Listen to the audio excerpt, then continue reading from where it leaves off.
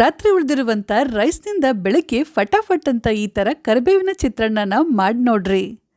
ನಮಸ್ತೆ ಫ್ರೆಂಡ್ಸ್, ನಾನು ಗೀತಾ. ಪಾಕಶೃಂಗಾರದ ಅಡುಗೆ ಮನೆಗೆ ನಿಮ್ಮೆಲ್ರಿಗೂ ಪ್ರೀತಿಯ ಸ್ವಾಗತ. ನೀವಿನ್ನೂ ಸಬ್ಸ್ಕ್ರೈಬ್ ಆಗಿಲ್ಲ ಅಂತಂದರೆ ದಯವಿಟ್ಟು ಇವಾಗಲೇ ಸಬ್ಸ್ಕ್ರೈಬ್ ಆಗಿ, ಹಾಗೆ ಪಕ್ಕದಲ್ಲಿರುವಂಥ ಬೆಲ್ ಬಟನನ್ನು ಕೂಡ ಪ್ರೆಸ್ ಮಾಡಿ.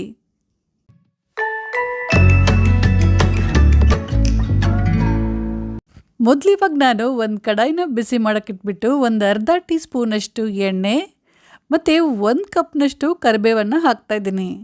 ಕರಿಬೇವನ್ನ ಚೆನ್ನಾಗಿ ತೊಳೆದ್ಬಿಟ್ಟು ನೀರೆಲ್ಲ ಬಸಿಯುವವರೆಗೂ ಸ್ವಲ್ಪ ಹೊತ್ತದನ್ನು ಕಾಟನ್ ಬಟ್ಟೆ ಮೇಲೆ ಹರಡಿಟ್ಟಿದ್ದೆ. ಮೀಡಿಯಂ ಫ್ಲೇಮ್ನಲ್ಲಿ ಈಗ ಇದನ್ನು ಗರಿ ಗರಿ ಆಗುವವರೆಗೂ ಕೈ ಬಿಡದೆ ಚೆನ್ನಾಗಿ ಹುರಿತೀನಿ. ಬೆಳಗಿನ ತಿಂಡಿಗಾಗಿರ್ಬೋದು ಮತ್ತು ಲಂಚ್ ಬಾಕ್ಸಿಗೆ ಕೂಡ ಇದು ಒಂದು ಬೆಸ್ಟ್ ರೆಸಿಪಿ ಅಂತಲೇ ಹೇಳ್ಬೋದು. ಒಂದು 2 ರಿಂದ 3 ನಿಮಿಷ ಆಗ್ತಾ ಬಂತು ನಾನು ಕರಿಬೇವನ್ನು ಹುರಿತಾ ಇದ್ದು. ಇವಾಗ ಕರಿಬೇವು ಗರಿ ಗರಿ ಆಗಿದೆ. ಈಗ ಇದನ್ನು ಪೂರ್ತಿ ತಣ್ಣಗಾಗುವವರೆಗೂ ಒಂದು ಪ್ಲೇಟಲ್ಲಿ ತೆಗೆದುಬಿಟ್ಟು ಸೈಡಿಗೆ ಎತ್ತಿಡ್ತೀನಿ. ಈಗ ಇದೇ ಕಡಾಯಲ್ಲಿ ನಾನು 1 ಟೇಬಲ್ ಸ್ಪೂನಷ್ಟು ಧನಿಯಾ, 1 ಟೇಬಲ್ ಸ್ಪೂನಷ್ಟು ಕಡಲೆಬೇಳೆ, 1 ಟೇಬಲ್ ಸ್ಪೂನಷ್ಟು ಉದ್ದಿನಬೇಳೆ, 1 ಟೇಬಲ್ ಸ್ಪೂನಷ್ಟು ತೊಗರಿಬೇಳೆ, ಅರ್ಧ ಟೀ ಸ್ಪೂನಷ್ಟು ಜೀರಿಗೆ, 1 ಟೀ ಸ್ಪೂನಷ್ಟು ಕಾಳುಮೆಣಸು ಮತ್ತು ಒಂದು ಅರ್ಧ ಟೀ ಸ್ಪೂನಷ್ಟು ಮೆಂತ್ಯ ಹಾಕಿ, ಆಮೇಲೆ 1 ಟೀ ಸ್ಪೂನಷ್ಟು ಎಣ್ಣೆ ಹಾಕ್ತಾಯಿದ್ದೀನಿ. ಸಣ್ಣ ಉರಿಯಲ್ಲಿ ಸ್ವಲ್ಪ ಹೊತ್ತು ಎಲ್ಲ ಸಾಮಗ್ರಿಗಳನ್ನು ಚೆನ್ನಾಗಿ ಹುರಿಬೇಕು. ಸ್ವಲ್ಪ ಹೊತ್ತು ಹುರಿದ ನಂತರ ಈಗ ಇದರಲ್ಲಿ ನಾನು ಕಟ್ ಮಾಡಿದಂಥ ಒಂದು 5 ರಿಂದ 6 ಬ್ಯಾಡಗಿ ಮೆಣಸಿನ್ಕಾಯಿನ ಹಾಕ್ತಾಯಿದ್ದೀನಿ. ಇವಾಗ ಮತ್ತೆ ಇದನ್ನು ಸ್ವಲ್ಪ ಹೊತ್ತು ಹುರಿತೀನಿ. ಒಂದು 2 ರಿಂದ 3 ನಿಮಿಷದವರೆಗೂ ಸಣ್ಣ ಉರಿಯಲ್ಲಿ ಎಲ್ಲ ಚೆನ್ನಾಗಿ ಹುರಿದೆ. ಈಗ ಎಲ್ಲ ಸಾಮಗ್ರಿಗಳು ಚೆನ್ನಾಗಿ ಕೆಂಪಗಾಗಿವೆ. ಇವುಗಳನ್ನು ಪೂರ್ತಿ ತಣ್ಣಗಾಗುವವರೆಗೂ ಒಂದು ಪ್ಲೇಟಲ್ಲಿ ತೆಗೆದುಬಿಟ್ಟು ನಾನು ಸೈಡಿಗೆ ಎತ್ತಿಡ್ತೀನಿ. ಅಲ್ಲಿವರೆಗೂ ಈ ರೈಸ್ಗೆ ಒಂದು ಫಟಾಫಟ್ ಅಂತ ಒಗ್ಗರಣೆನ ರೆಡಿ ಮಾಡ್ಕೋತೀನಿ. ಮತ್ತೆ ಇದೇ ಕಡಾಯಿನ ಬಿಸಿ ಮಾಡೋಕ್ಕಿಟ್ಬಿಟ್ಟು ಒಂದು 2 ರಿಂದ 3 ಟೇಬಲ್ ಸ್ಪೂನಷ್ಟು ಎಣ್ಣೆನ ಹಾಕ್ತಾಯಿದ್ದೀನಿ. ಇವಾಗ ಎಣ್ಣೆ ಚೆನ್ನಾಗಿ ಬಿಸಿಯಾಗಿದೆ. ಈಗ ಇದರಲ್ಲಿ ನಾನು 1 ಟೀ ಸ್ಪೂನಷ್ಟು ಸಾಸಿವೆ ಮತ್ತು 1 ಟೀ ಸ್ಪೂನಷ್ಟು ಜೀರಿಗೆನ ಹಾಕ್ತಾಯಿದ್ದೀನಿ. ಜೀರಿಗೆ ಮತ್ತು ಸಾಸಿವೆ ಇವಾಗ ಚೆನ್ನಾಗಿ ಚಟಪಟ ಅಂತ ಸಿಡಿತಾ ಇದೆ. ನೆಕ್ಸ್ಟ್ ಇವಾಗ ನಾನು 1 ಟೇಬಲ್ ಸ್ಪೂನಷ್ಟು ಕಡಲೆ ಬೀಜನ ಹಾಕ್ತಾಯಿದ್ದೀನಿ. ಮೀಡಿಯಂ ಫ್ಲೇಮ್ನಲ್ಲಿ ಇದನ್ನು ಚೆನ್ನಾಗಿ ಕೆಂಪಾಗುವವರೆಗೂ ಹುರಿತೀನಿ.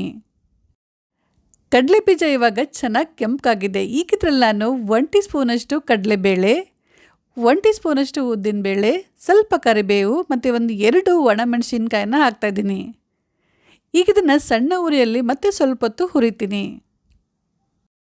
ಈಗ ಎಲ್ಲ ಸಾಮಗ್ರಿಗಳು ಚೆನ್ನಾಗಿ ಫ್ರೈ ಆಗಿವೆ. ನೆಕ್ಸ್ಟ್ ಇವಾಗ ಇದರಲ್ಲಿ ನಾನು ಒಂದು ಅರ್ಧ ಟೀ ಸ್ಪೂನಷ್ಟು ಅರಿಶಿನ ಪುಡಿನ ಹಾಕಿಬಿಟ್ಟು ಮಿಕ್ಸ್ ಮಾಡಿ ಗ್ಯಾಸ್ ಆಫ್ ಮಾಡ್ತಾಯಿದ್ದೀನಿ. ಈ ಕಡೆ ನಾನು ಮುಂಚೆ ಹುರಿದಿಟ್ಟಂಥ ಸಾಮಗ್ರಿಗಳು ಕೂಡ ಪೂರ್ತಿ ತಣ್ಣಗಾಗಿದೆ. ಎಲ್ಲ ಸಾಮಗ್ರಿಗಳನ್ನು ನಾನು ಒಂದು ಮಿಕ್ಸಿ ಜಾರಲ್ಲಿ ಹಾಕಿದ್ದೀನಿ. ಈಗ ಇದ್ರ ಜೊತೆ ಕರಿಬೇವನ್ನು ಕೂಡ ಹಾಕ್ತಾಯಿದ್ದೀನಿ.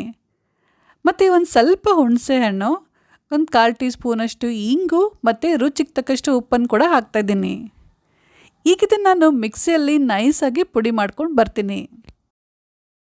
ನೋಡಿರಿ, ಈ ಥರ ನೈಸ್ ಪುಡಿ ಆಗಬೇಕು. ಈ ಪುಡಿನ ನೀವು ಜಾಸ್ತಿ ಕ್ವಾಂಟಿಟಿಯಲ್ಲಿ ಮಾಡಿಟ್ಕೊಂಡ್ರೆ ನಿಮ್ಗೆ ಬೇಕಾದಾಗ ಫಟಾಫಟ್ ಅಂತ ಕರಿಬೇವಿನ ರೈಸನ್ನು ಮಾಡ್ಕೋಬೋದು. ಒಂದು 10 ರಿಂದ 15 ದಿನ ಒಂದು ಏರ್ಟೈಟ್ ಬಾಕ್ಸಲ್ಲಿ ಇದನ್ನು ಸ್ಟೋರ್ ಮಾಡಿಡಿ. ಜಾಸ್ತಿ ದಿನ ಸ್ಟೋರ್ ಮಾಡಬೇಕು ಅಂತಂದರೆ ನೀವು ಫ್ರಿಜ್ಜಲ್ಲಿ ಇದನ್ನು ಆರಾಮಾಗಿ ಒಂದು 2 ತಿಂಗಳವರೆಗೂ ಸ್ಟೋರ್ ಮಾಡಿ ಇಟ್ಕೋಬೋದು.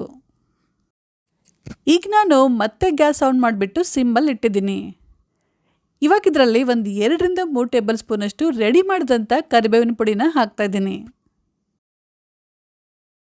ಸ್ವಲ್ಪ ಹೊತ್ತು ಇದನ್ನು ಎಣ್ಣೆಯಲ್ಲಿ ಚೆನ್ನಾಗಿ ಹುರಿಬೇಕು. ಆಮೇಲೆ ಇದರಲ್ಲಿ ವೈಟ್ ರೈಸ್ ಹಾಕಿಬಿಟ್ಟು ನಿಧಾನ ಮಿಕ್ಸ್ ಮಾಡಬೇಕು. ಚೆನ್ನಾಗಿ ಮಿಕ್ಸ್ ಮಾಡಿದ ನಂತರ ಸ್ವಲ್ಪ ರುಚಿ ನೋಡ್ರಿ, ಇನ್ನೂ ಸ್ವಲ್ಪ ಕರಿಬೇವಿನ ಪುಡಿ, ಉಪ್ಪು, ಖಾರ ಏನಾದರೂ ಕಡಿಮೆ ಆಗಿದೆ ಅಂತ ಅನಿಸ್ತಾ ಇದ್ದರೆ ಇವಾಗಲೇ ಇನ್ನೂ ಸ್ವಲ್ಪ ಹಾಕಿ. ಖಾರ ಕಡಿಮೆ ಆಗಿದ್ರೆ ಸ್ವಲ್ಪ ಖಾರ ಪುಡಿನ ಕೂಡ ನೀವು ಹಾಕ್ಕೋಬೋದು. ನನಗಿಲ್ಲಿ ಸ್ವಲ್ಪ ಉಪ್ಪು ಕಡಿಮೆ ಆಗಿದೆ ಅಂತ ಅನಿಸ್ತು, ಹಾಗಾಗಿ ನಾನು ಸ್ವಲ್ಪ ಉಪ್ಪು ಹಾಕ್ಬಿಟ್ಟು ಮಿಕ್ಸ್ ಮಾಡಿ ಗ್ಯಾಸ್ ಆಫ್ ಮಾಡ್ತಾಯಿದ್ದೀನಿ. ಸೊ ಫ್ರೆಂಡ್ಸ್, ಇವತ್ತಿನ ರೆಸಿಪಿ ನಿಮಗೂ ಕೂಡ ಇಷ್ಟ ಆಗಿದ್ರೆ ಖಂಡಿತ ಟ್ರೈ ಮಾಡಿ ನೋಡ್ರಿ. ಹೇಗಾಗಿತ್ತು ಅಂತ ಕಮೆಂಟ್ ಮಾಡಿ ತಿಳಿಸಿ. ಹಾಗೆ ಇವತ್ತಿನ ವಿಡಿಯೋಗೆ ಒಂದು ಲೈಕ್ ಕೊಡೋದನ್ನು ಮಾತ್ರ ಮರಿಬೇಡಿ. Thank you.